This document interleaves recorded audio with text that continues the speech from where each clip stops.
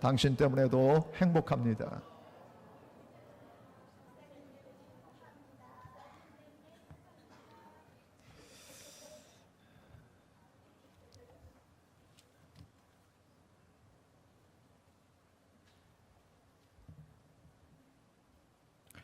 영국이 낳은 세계적인 작가 윌리엄 셰익스피어.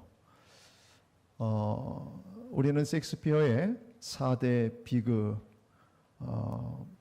햄릿, 오델로, 그 다음에 리어왕, 맥베드, 이런 걸 4대 비극으로 분류를 합니다. 햄릿의 배경은 덴마크의 왕실 역사하고 맞물려 있습니다. 그런데 그 작품을 보면 덴마크 왕자 햄릿이 주인공인데 어느 날 아버지가 갑자기 왕인 아버지가 죽습니다. 그러니까 부왕이 죽고 곧이어 그 아버지의 동생이 왕이 되고, 그런데 어머니는 그 동생과 결혼하고, 이 햄릿이 혼란이 생겼어요.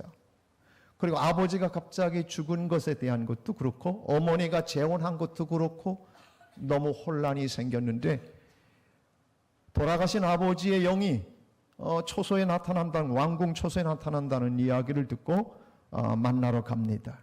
그리고는 아버지로부터 자기가 동생에게 독살됐다고 하는 이야기를 듣고 이제 햄릿은 복수를 결심하게 되죠.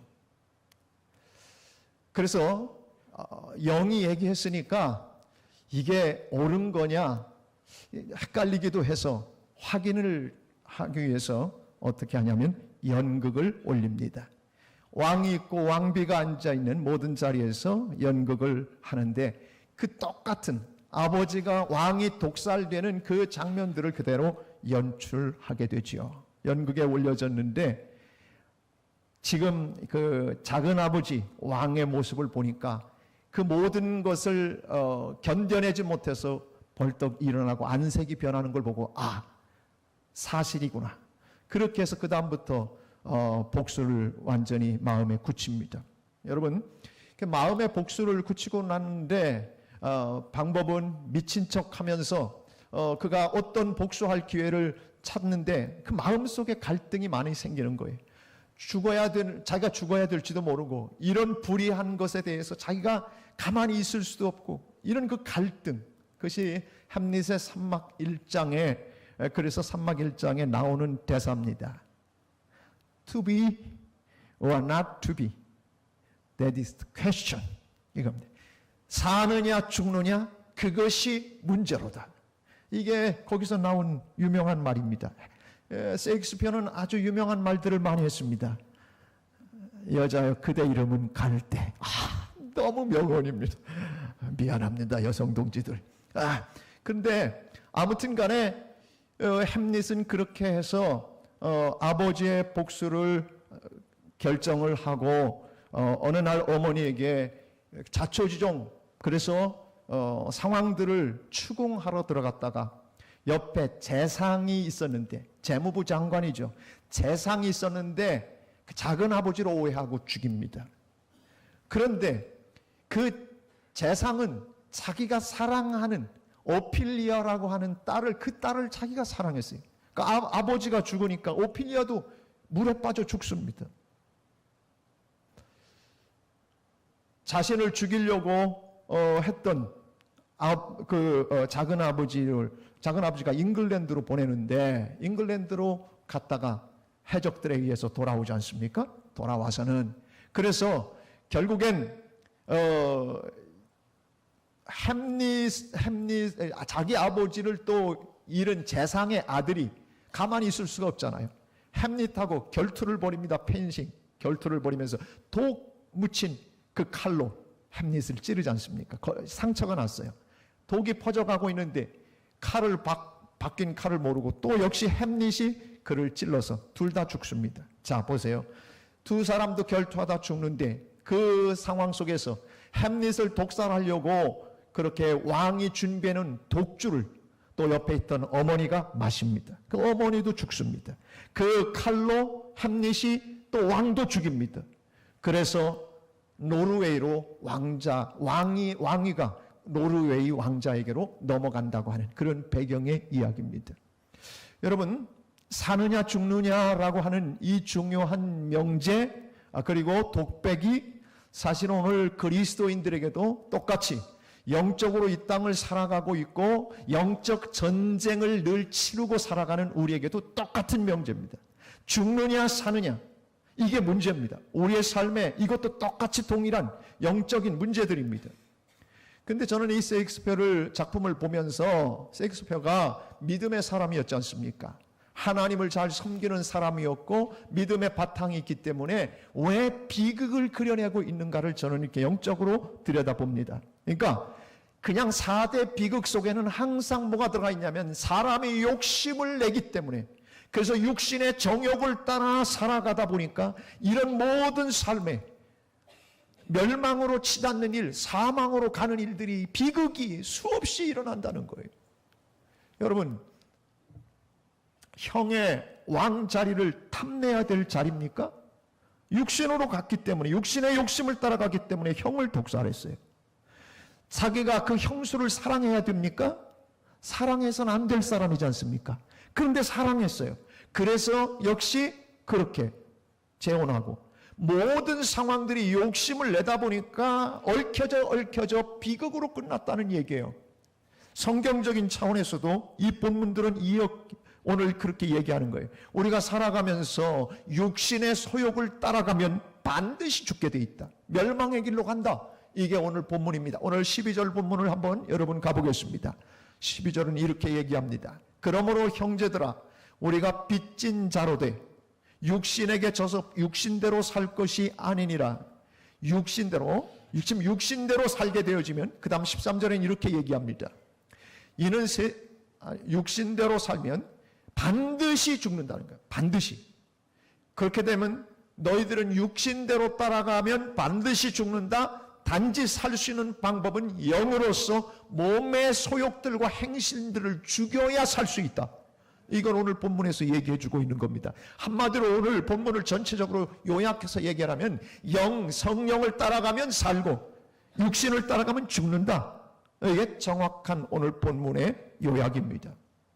12절 다시 가봅니다. 12절엔 이렇게 얘기해 주죠. 형제들아, 우리가 빚진 자, 빚졌다는 겁니다. 미안합니다. 여러분, 오늘 다 빚진 자입니다. 난 빚 안 졌는데요. 그런 소리 마십시오. 성경에서 우리가 다 빚진 자라고 말씀하지 않습니까? 다 빚진 자입니다. 아멘 안 하는 사람, 난 빚만 주고 사는 사람이지 빚 절대 안 집니다. 우린 다 빚을 졌는데, 여러분 빚 져보셨습니까?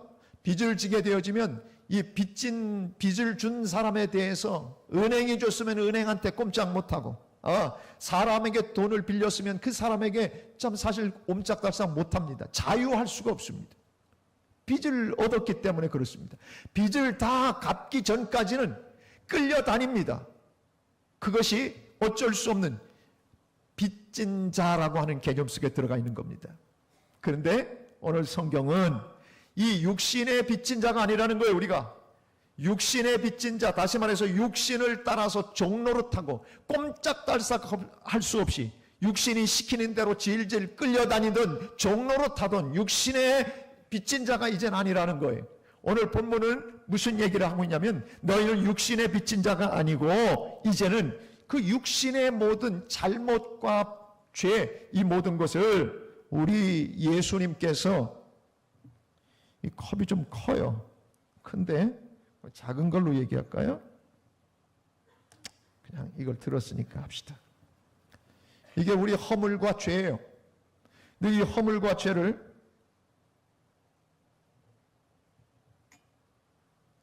컵 보여요? 안 보여요? 컵 보여요? 안 보여요? 보인다고 얘기 이쪽에서는 좀 안 보이죠? 그래도 안 보여요. 안 보여요. 우리의 죄와 허물들이 여기 있어요. 근데 이거 우리가 육신을 따라가면서 지었던 죄의 종노릇하며 살았던 모든 허물들이에요. 이 허물들을 누가 덮어주셨어요? 예수의 보혈로, 보혈의 피로 다 덮어주셨어요.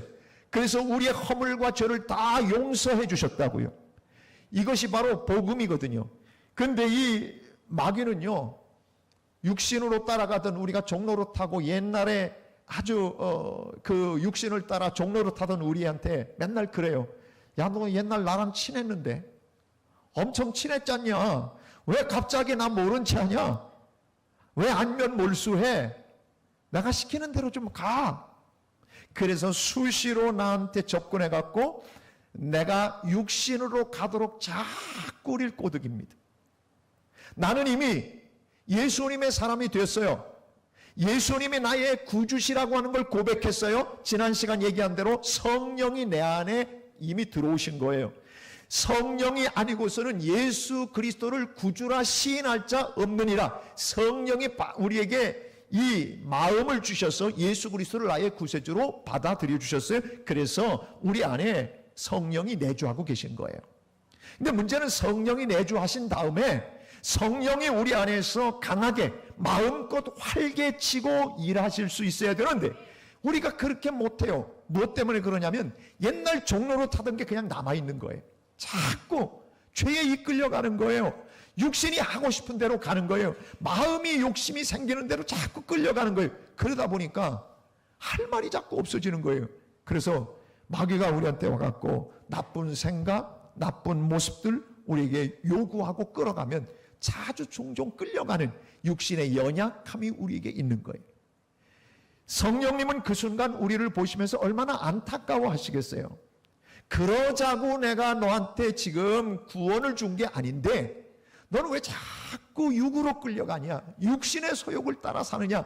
이게 우리 성령님, 내 안에 계신 성령님의 고민이에요. 여러분, 우리는 그러나 완벽하지는 못하지만 과거에 비한다면 내가 하나님의 뜻대로 하나님을 기쁘시게 해드리려고 하는 마음과 결단들을 우리 마음속에서 종종 더 확실하게 자꾸 합니다. 그렇게 나도 모르는 사이 내 안에 성령의 욕심, 성령의 소욕, 성령이 원하는 대로 따라가다 보면 나도 모르는 사이에 자꾸 또 주님을 닮아가고 하나님의 기쁨이 되어 그래서 성화되어 가는 거예요. 성령의 내주와 성령의 충만함은 다른 거예요. 성령 충만하다는 것은 결국 뭐냐면 내 안에서 성령이 마음껏 주인 되시는 것, 이게 성령 충만이에요.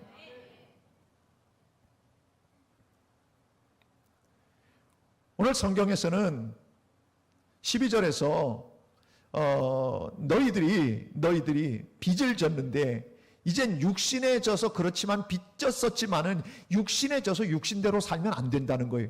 옛날 육신 따라서 마귀가 우리한테 시키는 대로 따라가던 너희였지만은 이제는 육신대로 살 것이 아니라는 거예요.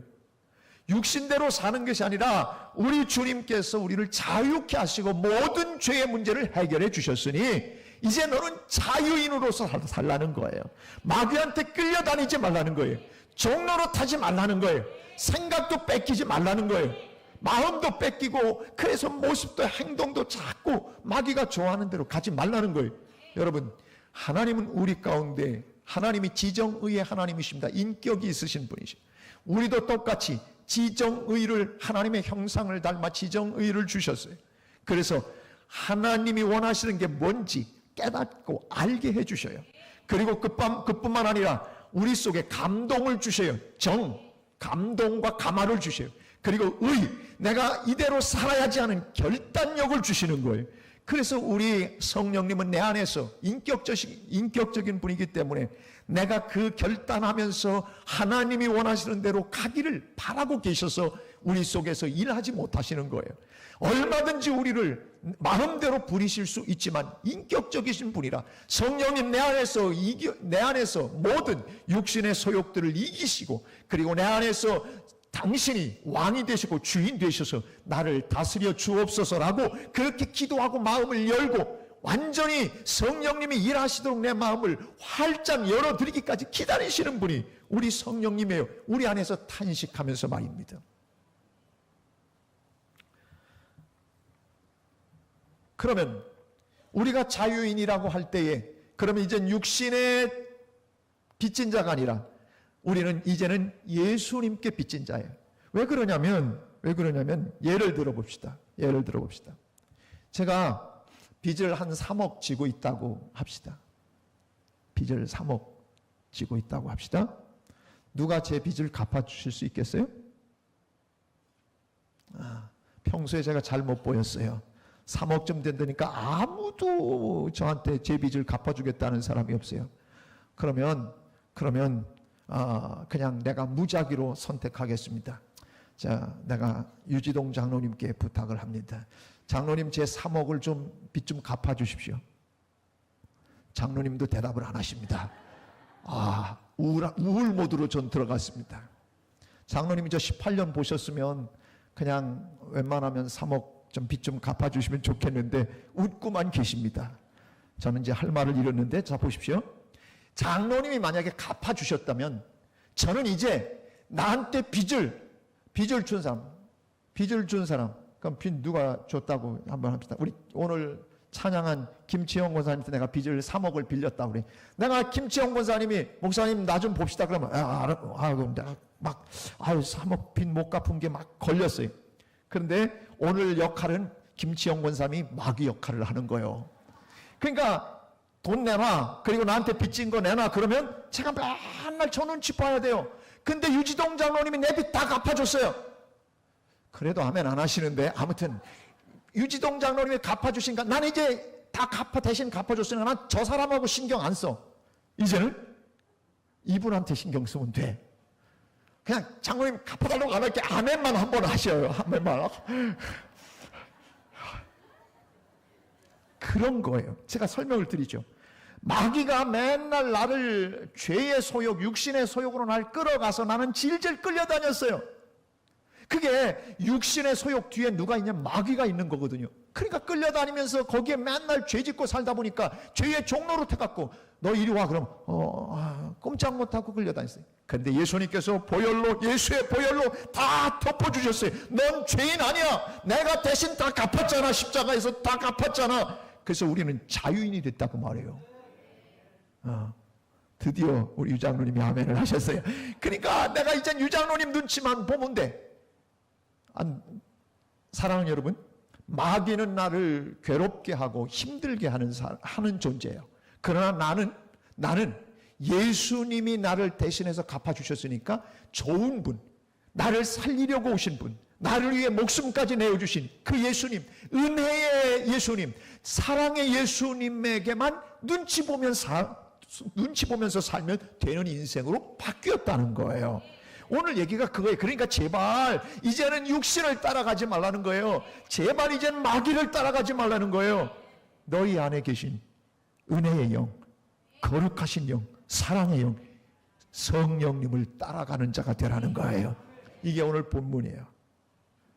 이해를 쉽게 하기 위해서 좀 오늘 설명을 드렸어요. 자, 그럼 13절을 봅시다. 우리 안에 이 육신의 소욕이 있는데, 이 육신의 소욕은요, 맨날 우리가 옛날에 살 때 보면 예수 믿기 전에는 우린 다 육신의 정욕, 안목의 정욕, 그리고 이생의 자랑, 맨날 세상으로부터 오는 이런 것들만 추구하며 살았어요. 그런데 우리가 육신대로 살면 반드시 죽는다는 거예요. 13절. 육신으로 살면 반드시 죽는다. 어떻게 해야 되느냐? 그러면 육신으로 사는 것이 아니라 영으로서 몸의 행실을 죽이면 산다. 그런 거예요. 육신대로 살면 반드시 죽는다. 여러분 어때요? 창세기 말씀을 보면 하와와 아담이 하나님께서 명령하신 것을 순종하지 않았어요.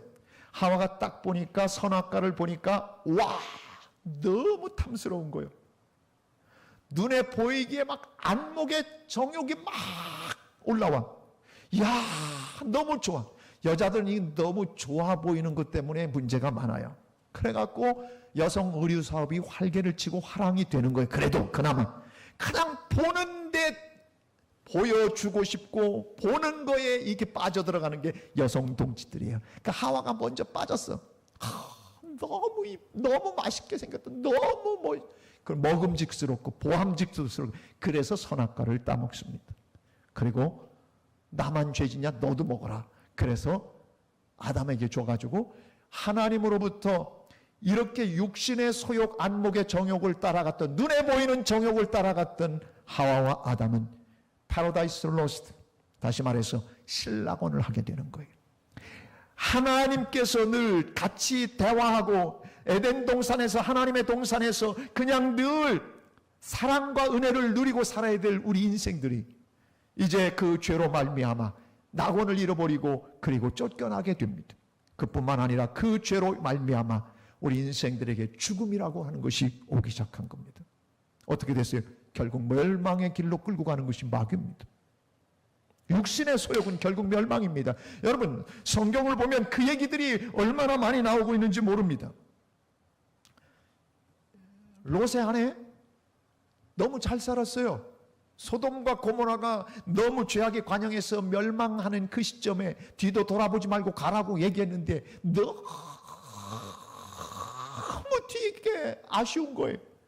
그래서 돌아보지 말아야 되는데 뒤를 돌아봤어요. 그 집도 아깝고 거기에 있는 거 다 막 금은 패물 다 너무 소중한 것들 저거 어떻게, 그러다가 돌아봤는데 소금 기둥이 됐잖아요. 멸망. 육신의 소욕을 따라 눈을 돌리니까 멸망으로 가고 말았어요. 하나님께서 이스라엘 백성들을 출애굽시켜 주셨어요. 출애굽시켜 주셨다고 하는 건 애굽에서 너무너무 고통이 심했어요. 종살이 하면서 고통이 심해서 하나님 앞에 살려달라고 했더니 하나님께서 그래서 모세를 보내서 건져내 주셨다고요. 출애굽했는데요. 출애굽했는데 얼마나 감사해요. 그런데 한참 가면서 먹을 것 다 떨어지니까 하나님께서 새벽마다 진 밖에 나가서 여러분 만나를 거두게 하셨어요. 그러니까 하나님이 들판에서 광야에서 먹일 수 있는 방법이 다른 거 아니에요. 그냥 하늘에서부터 새벽에 만나가 내려서 그래서 그걸 먹고 살다 보니까 여러분 그게 먹으면 무슨 음식이든지 다 질리기는 해요. 집밥 빼놓고 여러분 다 질려요. 가서 먹어보면. 그런데 이 이스라엘 백성들이 계속 먹다가 보니까 그 중에서 같이 나왔던 사람들 가운데서 불평하는 사람이 생겼어요. 뭘 불평해요? 먹는 것. 여러분 탐욕이라고 하는 것은 우리의 육신이 뭐 먹고 싶다는 욕심도 육신의 소욕이에요. 적당하게 하나님이 주신 것 갖고 감사하면 되는데 감사가 나오는 게 아니라 이런 생각이 든 거예요. 옛날에는 그때는 우리가 애굽에 있을 때는 고기가 막 곁에 있었는데 아니 노예 생활하면서 무슨 고기가 막 곁에 있었겠어요. 고기가 막 곁에서 고기를 굽는 일을 했겠지. 그런데 옛날이요 너무 그때가 좋았다는 거예요. 그때는 오이도 먹고 부추도 먹고 마늘도 먹고 고기도 먹고 막 그랬는데 지금은 너무 박하다는 거예요. 먹는 게 하나님이 주시는 게 너무 박하다는 거예요. 아내들이 반찬 해오면 먹을 게 왜 없냐고 투덜대는 사람도 꼭 똑같은 사람들이요. 그냥 주는 대로 먹으면 되지. 감사함으로 먹으면 되지. 맨날 똑같은 반찬 해놓는다고 그러는 사람 옐로우 카드. 꼭 이스라엘 백성들이요 출애굽한 다음에 하나님이 차려놓으신 광야의 식탁을 싫어하고 그리고서는 막 불평했어요. 하나님이 그 얘기를 들으시고 모세가 이렇게 하나님 앞에 기도하니까 하나님 이 사람들이 고기 달라고 난립니다. 난 이 사람들 데리고 가기가 미쳤습니다. 하나님. 그랬더니 고기 줄게. 아니 이 많은 사람들 200만 명이나 되는 이 많은 사람들을 어떻게 고기를 먹이신다고 말씀하십니까? 하나님. 야, 내 손이 짧아졌냐? 하나님께서 모세한테 그렇게 얘기하고 그리고는 메추라기를 몰아주시는데 여러분 얼마나 두께냐면 2규빗 45cm가 한 규빗이에요. 메추라기가 쌓이는데 10kg를 얼마나 쌓아주셨냐면 이게 1m 가까이 막 메추라기가 꽉 쌓이도록 주셨어요. 아주 막 실컷 먹었어요. 실컷. 근데 너무너무 먹다가 아직도 고기가 이빨 사이에 껴있는데 하나님이 진노하셨어요. 내가 준 식탁 너희들이 그렇게 힘들어서 출애굽시켜달라고 그랬는데 나와서 겨우 며칠 되지 않아서 이 주는 만나를 싫다고 불평하냐? 그냥 탐욕을 품었던 이 사람들, 주동자들을 하나님이 어떻게 하냐면 그들을 하나님께서 처벌하십니다. 그래서 그 무덤을 가리켜 기브롯 핫다와 사건이라고 합니다. 기브롯 핫다와 탐욕의 무덤이라는 뜻입니다. 여러분, 우리 안에 육신이 원하는 욕심을 따라가면 탐욕의 무덤, 멸망으로 결국 간다고 하는 것이 성경에 쭉 나와 있는 얘기예요. 그뿐만이 아니에요. 언제부턴가 모세가, 아론이 다 형제들인데 지들끼리 다 헤쳐먹고 사는 거예요. 아니, 왜 니들만 항상 높은 자리에 있냐? 그래서 고라와 다단과 아비람의 무리들이 250명이 반역을 했어요. 니들만 하나님이 세우냐? 하나님께서 고라와 그 후손들 그대로 땅이 갈라져 안으로 들어가게 해서 땅에 묻어버리십니다. 매장시키십니다. 무슨 욕심이? 명예의 욕심입니다. 내가 드러나고 내가 잘난 체 해야 되는데 왜 너만 맨날 잘난 체 하냐? 누가 이렇게 세웠냐? 하나님의 권위에 도전해서 결국은 고라의 무리들이 평생 수천 년 흐르는 동안에 반역과 패역한 무리들 하면 고라와 그의 후손들, 너무 비참하잖아요. 그뿐만이 아니에요. 12정탐꾼 보냈어요. 보냈는데 육신의 눈으로 보니까 저 땅은 우리가 결코 차지할 수 있는 곳이 아니라는 판단이 생긴 거예요. 여러분, 영의 눈을 떠서 하나님의 세계를 믿음으로 볼 수 있는 자가 돼야지, 육신의 눈을 갖고 저 사람은 너무 우리보다 체격이 커, 도저히 우리가 이길 수 없어, 그러면서 보고해서 그 보고를 들은 10명과 그리고 그 외의 식구들, 그 중에서 여자들이 밤새도록 장막문 앞에 나와가지고 울었어.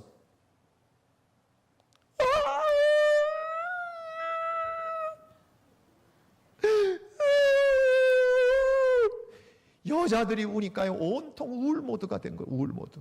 그러니까 어떻게 생각하냐면, 여자들이 우니까 남자들이 뭐라고 생각하냐면, 지금이라도 장관 하나 새로 세워가지고 애굽으로 돌아가자. 그 밤에 막 그러고 울어짓긴 거예요. 하나님께서 이스라엘 백성들을 향해서 너무 오래오래 기다리셨는데 육신으로 끝없이 치닫는 그들을 보면서 결국 하나님이 내리신 결론은 가나안 땅에 여호수아와 갈렙 외에는 들어갈 수 없도록 하나님께서 40년 동안 너희들이 이 광야에서 죽이려고 데려왔느냐, 모세를 향해서, 하나님을 향해서 원망하던 그 사람들, 내 귀에 들린 대로 그렇게 해주마. 하나님이 결국은 광야에서 40년 동안 뺑뺑이를 돌면서 그 모든 사람들이 새 세대가 가나안에 들어갈 때까지 하나님이 40년을 광야를 돌리신 거예요. 성경의 얘기는 그런 것들이에요. 뭐예요? 너희들이 하나님의 사람이 돼서 구원받았으면, 출애굽했으면 이제는 하나님의 뜻을 좇아 하나님이 원하는 대로 살아야 하는데 어쩌자고 맨날 육신의 것들 가지고 그 욕심을 따라가느냐? 그렇게 되면 멸망이 된다라고 하는 거예요. 이게 다 예화예요. 삼손이 그랬어요. 사울왕도 그랬어요. 여러분, 얼마나 사울왕이 첫 번째 얼마나 괜찮은 사람이었어요. 왕으로 세우려고 그러니까 숨어서 가가지고, 마구 뒤에 가서 숨어가지고, 키도 큰 사람이, 다른 사람보다 이만큼이나 큰 사람이 숨어가지고 그럴 정도로 겸손했었어요. 그런데요, 왕이 되고 나니까 교만해졌어요. 교만한 것은 교만의 영이 사로잡기 때문에 그러는 거예요. 그래서 교만의 영이 사로잡으니까 어떻게 됐습니까? 하나님께서 아말렉을 진멸할 때 절대 어떤 것도 건들지 말라고 그랬어요. 어떤 것도 취하면 안 된다고 말씀했어요. 사무엘 선지자가 그 얘기를 했으면 말을 들어야죠. 말을 듣지 않고, 그리고서는 너무 보니까 양이 토실토실해. 이야, 이거는 진짜 태우기는 아깝다. 그래서 몇 마리의 양, 소 뭐 이런 것들을 챙겼어요. 하나님이 절대 안 된다고 했는데, 그게 뭐예요? 육신으로 보니까 그게 너무 아까운 거예요. 육신의 소욕을 따라가니까 사울왕은 폐위가 되고 다윗이 다음 왕이 되는 그런 일들이 성경에 기록되고 있는 걸 봐요. 마귀는 우리에게 와서 결국 우리가 육신으로 가는 것을 쾌재를 부르며 좋아합니다. 여러분, 내가 육신을 따라 죄의 길을 걸어가면 얼마나 좋아하는지 모릅니다. 너 역시 너는 내 편이다. 그게 마귀입니다. 요한복음 10장 10절을 보면 이런 말씀이 나옵니다. 도둑이 오는 것이 어떻게 뭐하러 오는 거라고? 도둑이 오는 것은 도둑질하고 죽이고 멸망시키려는 것뿐이라는 거예요. 예수님이 생명 주셨는데, 우리를 살리려고 오셨는데 도둑이 와갖고는 우리에게 생명 있는 걸 빼앗아가요. 우리에게 있는 감사를 빼앗아가요. 우리에게 있는 사랑을 빼앗아가요. 우리에게 있는 기쁨들을 빼앗아가요. 자꾸 빼앗아서 거덜나서 결국 우리가 죽이고 멸망시키려는 것이 마귀가 하는 일이라는 것을 도둑을 비유해서 얘기하고 계신 거예요. 내가 온 것은, 여러분이 예수님을 얘기하는 거예요. 예수님이 이 땅에 오신 것은 뭘 하러 오셨어요? 생명을 주시고 또 양으로 하여금 더 풍성히 얻게 하려는 거예요. 더 풍성히 얻게 하려는, 그것이 바로 예수님이 우리를 향하신 뜻이에요. 주님은 생명을 주시려고 하는데 마귀는 우리를 결국 도둑질하고 빼앗아가 멸망시키려고 하는 거예요. 그래서 우리는 알아야 돼요. 그러면 우리 속에 이 육신을 어떻게 이기느냐? 13절이 방법을 가르쳐 줬죠. 13절, 본문 13절 다시 갑니다. 너희가 육신대로 살면 반드시 죽을 것이로되 뭐로 살면? 영으로서 몸의 행실을 죽이면 산다.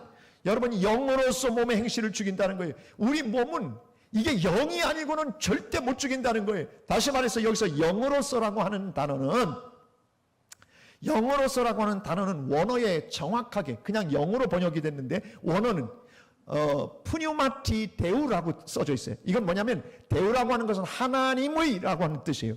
푸뉴마티는 영이에요. 무슨 영? 영으로서 산다고 하는 것은 다른 게 아니고 하나님의 거룩한 영에 의해서 살아야 내 육신의 욕심과 행실들을 죽일 수 있다는 거예요. 그래서 성령 충만해야 되는 거예요.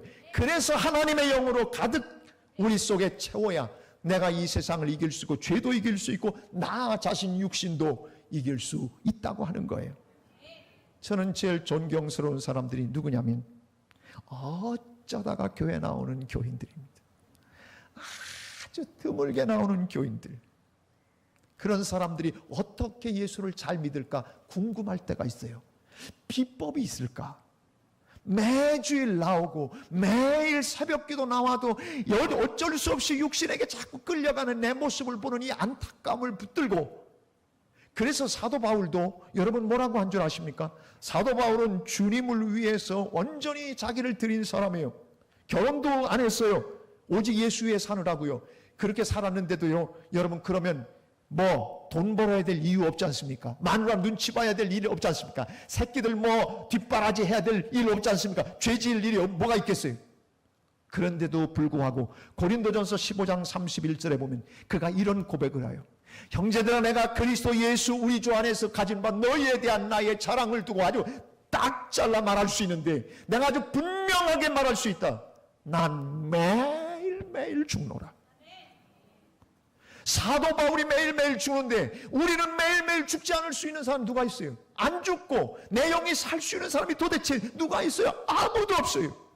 그래서 우리는 매일 주님 앞에 엎드려 기도해야 돼요. 기도하는데 어떻게 기도해요? 하나님 오늘도 10억만 주십시오. 이런 기도하지 마세요. 우리는 기도할 때요, 이상한 기도를 많이 해요. 뭔 줄 아세요?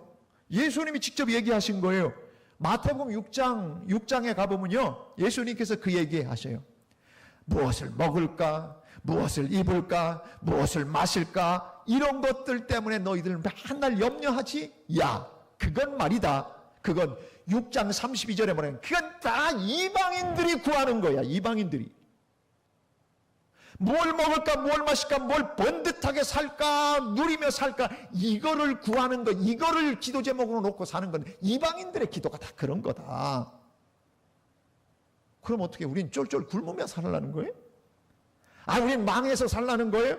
아니에요. 성경이 그 얘기가 아니에요. 우선순위를 똑바로 하고 살면 6장 33절에 지금 이렇게 얘기해 주시는 거예요. 너희는 먼저 그의 나라와 그의 의를 구하라. 그리하면 이 모든 것, 먹는 거, 마시는 거, 입는 거, 너희들이 염려하는 그 모든 것, 하나님의 뜻을 구하고 살면 다 주신다는 거예요. 다 주신다는 거예요. 그러니까 기도할 때에 야, 니들 뒤에 있는 이 달라고 하는 걸 그걸 먼저 달라고 하지 말고 내가 어떻게 하나님의 뜻을 이루어 드릴 수 있을까? 내가 어떻게 하나님의 기쁨이 될 수 있을까? 어떻게 하면 나를 통해서 하나님이 영광 받으실 수 있을까? 좀 그런 걸 위해 기도하라는 거예요. 그거 기도하면 내가 이 나머지는 다 책임져 줄게. 여러분, 그 말씀이에요. 근데 우리는 진짜 하나님이 책임져 준다고 하는 그 약속을 붙들지 않고 뒤에 거, 엉뚱한 거, 돈 많이 주십시오. 하나님, 이번에 바이오 만나거들랑 이번에 딱 이게 성사돼 가지고 딱 이렇게 이런 걸 기도하지 말고 어떻게 하면 내가 돈을 벌어서 하나님의 나라를 위해 쓸 수 있을까? 내가 어떻게 하면 많은 사람들에게 유익을 주며 살 수 있을까? 내가 어떻게 하면 불쌍한 사람들을 도와주며 살 수 있을까? 내가 어떻게 멋진 그리스도의 땅을 살 수 있을까? 이런 걸 위해 기도하다 보면 하나님이 우리의 모든 것들을 다 뒷바라지해 주신다는 거예요. 그러니까 기도의 우선순위가 중요하다는 거예요. 물론 하나님 너무 좋으신 분이에요. 그래서 달라고 때를 쓰면 주실 때 있어요. 그런데 때 안 써도 받을 수 있는 방법은 그의 나라와 그의 의를 먼저 구하고 살면 하나님 말씀 안 해주셔도 다 책임져 준다는 거예요. 이게 성경에서 가르쳐 주는 건데 우리는요 그걸 먼저 구하지 않고 자꾸 상황과 여건 그런 것만 하나씩 붙들고 기도해요. 그런 기도는 이방인들이 하는 기도라고 예수님께서 지적하셨거든요. 기도의 포기, 기도의 우선순위가 좀 여러분 멋지게 달라지면 하나님이 책임져 줄 거예요. 난 그런 사람들이 많이 우리 교회에서 나타나기를 주님의 이름으로 축복합니다. 그러면 육신의 욕심, 이것을 어떻게 하면 죽일 수 있을까? 영으로서만이 가능하다는 거예요. 영, 하나님의 영, 푸니마티 데우, 하나님의 영으로서만 그 음성을 듣고 그분을 따라가야 내 육신의 욕심이 안 나타난 육신의 욕심이 내 속에서 죽는다는 거예요. 이 안에서 육신의 소욕이 살아 그런 영이 하나님의 영으로 살지 않기 때문에 그런 거예요. 하나님의 영으로 살면 내 속에 있는 육신이 죽게 돼 있는 거예요. 여러분, 육의 행실과 소욕들을 죽일 수 있는 단 한 가지 방법은 그래서 성령 충만인 거예요. 성령 충만이라는 것이 뭘까? 성령 충만이 뭐예요? 여러분, 성령 충만을 우리가 잘못 오해할 때는 주여 미시합니다. 막 방언 진동하고 나면 성령 충만한 거예요? 그때 뜨거움이 있어요. 감격이 있어요. 그렇지만 그리고 나서 그거를 유지하는 것은 우리 속에 있는 성령의 음성을 따라 한 걸음 한 걸음 내가 옮기고 결단하고 나아가는 삶에 하나님의 성품과 기질이 내 속에서 나타나야 열매가 맺혀지는 거예요. 그래야 진짜 성령 충만한 거예요. 뜨거움으로 그냥 끝나버리면 안 돼요. 뜨거운 다음에 그 결단을 가지고 정말 하나님이 기뻐하는 사람들로 쓰임받고 내 자신이 그렇게 오늘 그 얘기가 바로 14절에 나와요. 14절 한번 봅시다. 본문 14절 무릇 하나님의 영으로 인도함을 받는 사람은 곧 하나님의 아들이라. 누가 하나님의 아들이라고요? 뭐로 인도함을 받아요? 하나님의 영으로 인도함을 받는 사람들이. 하나님의 영으로 인도함을 받는다. 인도함을 받는다는 이 단어 자체는 영어로 좀 제가 풀어드릴게요. govern by라고 하는 거예요. 그러니까 뭐에 의해서 통치받는다. 그것이 바로 성령의 인도함을 받는 거예요. 또 하나 단어는 control by라고 하는 뜻이에요. 뒤에서 조종하는 거예요. 뭘 따라서? 성령이 움직이고자 하는 대로, 성령이 조종하는 대로 따라가는 사람이 바로 하나님의 아들이라는 거예요. 근데 어떤 때는 악한 영이 나를 지배할 때도 있어요. 악한 영을 따라가면 안 돼요. 근데 성령은 우리에게, 여러분, 성령은 어떤 것이 성령인가? 내게 요구하시는 것이 무엇인지 딱 보면 알아요. 제가 성령의 9가지 열매를 여러분들에게 수없이 얘기를 했어요. 내가 참 미운 사람이 있어요. 꼴도 보기 싫은 사람이 있어요. 그래서 하나님 앞에 기도해요. 하나님, 저 꼴도 보기 싫은 사람 지구를 떠나게 해주십시오. 이렇게 기도합니까? 그건 아니에요. 성령이 함께하는 건 이렇게 기도하는 거예요. 하나님, 제 안에 미움의 영이 들어왔습니다. 하나님, 왜 이렇게 미움이 생겼죠? 하나님, 왜 제가 분노하지요? 왜 분노의 영이 지금 역사합니까? 하나님, 제 안에 성령이 역사해야 되는데 분노와 이런 시기와 질투와 미움이 자리하고 있습니다. 성령님, 저 도와주십시오. 제 육신의 힘으로는 제가 못 이깁니다. 성령님이 나를 이 시간 붙잡아 주셔서 모든 미움의 권세들이 내게서 떠나가게 해 주시옵소서. 미움의 모든 영들이 내게서 떠나갈지어다. 예수의 이름으로 떠나갈지어다. 그렇게 기도하면서 내 속에 성령님 사랑의 영을 모셔드리면요, 내가 할 수 없는 그 연약함, 내 육신적인 생각으로는 도저히 미워 견딜 수 없는데, 그런데 내 마음속에 아이고, 그럴 수도 있지 뭐, 저 사람이 다 연약해서 그런 거지, 나한테 그래 다 참아 넘길 수 있어. 하나님, 제게 넓은 마음, 사랑의 마음을 주십시오. 그러면 그 사람을 다 끌어안고 포옹하고 받아들이고 용서할 수 있게 되는 거예요. 그게 사랑의 은사라는 거예요.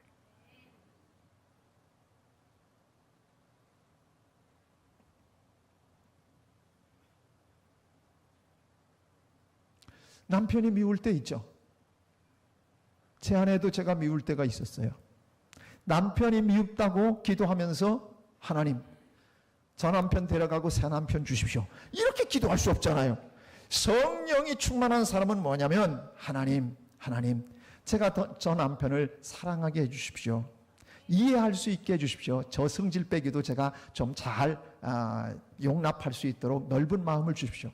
그리고서 이렇게 보면 잠들어 있는 남편의 모습을 보면 코를 드릉 걸고 골면서 들어놓는 거 보니까 아이고, 우리 집안 다 살리려고 저렇게 최선을 다하는데, 돌아서서 하나님, 제 마음속에 남편 미워했던 거 죄송해요. 하나님 용서해 주세요. 제 마음속에 남편을 더 사랑할 수 있게 해주세요. 그 남편을 바라보면서 아이고, 당신 얼마나 수고가 많아, 고생이 많아, 우리 식구들 먹여 살리라고 얼마나 힘들어. 그러면서 그 다음에 내가 마음으로 사랑으로 더 반찬을 하나 더 해준다 말이죠. 이게 성령의 사람이요. 알아서 밥 해먹고 살아. 그리고 알아서 밥 나가서 사 먹어. 그리고서 난 기분 나빠. 이게 성령의 사람이 아니라고요. 여러분, 육신으로 가는 건, 내 자존심을 못 꺾는 것은 육신의 사람이에요. 내 자존심을 얼마든지 십자가에 못 박을 수 있어요. 여러분, 갈라디아서 5장 24절은 이렇게 얘기해요. 갈라디아서 5장 24절 볼까요? 예수 그리스도의 사람들은 육체와 함께 그 정욕과 탐심을 십자가에 못 박았느니라. 여러분, 욕심 나요. 탐심이 나요. 그렇지만 날마다 십자가에 그걸 죽이고 내려놓는 자가 진정 영의 사람이에요. 성령은 나보고 뭐라고 얘기하시냐면, 여러분이 성령 진짜 충만해보면 느낄 거예요. 나보고 다 포기하라 그래요. 야, 네가 포기하면 된다 이마. 야, 하나님, 나 이거 못 살겠어요. 야, 이마, 네가 포기하면 돼. 내가 너 위에 생명까지 줬는데 넌 그것도 못하냐 이마. 하나님 맞소리는 안 하셨어요. 그런데 그런 얘기예요. 하나님, 나 저 사람 미워 죽겠어요. 야, 난 너 위에 생명까지 다 줬는데 그 사람 겨우 너 그거 가지고 너 미워하니? 성령이 그렇게 탄식하셔요. 이게 성령의 사람이에요. 성령의 음성을 듣는 건 이런 거예요. 여러분, 제가 시간이 없어서 다 얘기 못해요. 기쁠 수 없는 상황이에요. 기뻐할 일도 아니에요. 그런데 마음에서 막 기뻐요. 옥에 갇혔는데도 기뻐요. 여러분, 이게 기쁨, 성령이 충만하면, 여러분 기도해 보세요. 성령의 사람은요, 어떤 상황 갖다 놔도 기뻐해요.